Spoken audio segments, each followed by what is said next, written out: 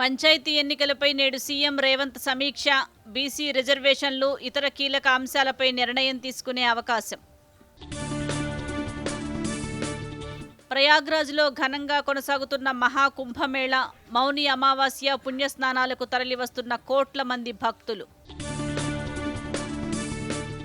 కుంభమేళాలోని త్రివేణి సంగమం దగ్గర నిన్న రాత్రి తొక్కిసలాట ఘటనపై విచారం వ్యక్తం చేసిన ప్రధాని మోదీ, బాధిత కుటుంబాలకు ప్రభుత్వం అండగా ఉంటుందని వెల్లడి.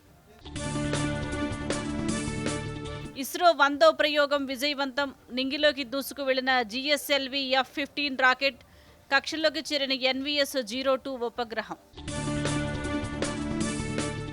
తమ దేశ అంతర్గత వ్యవహారాల్లో భారత్ జోక్యం చేసుకుంటోందని కెనడా ఆరోపణ.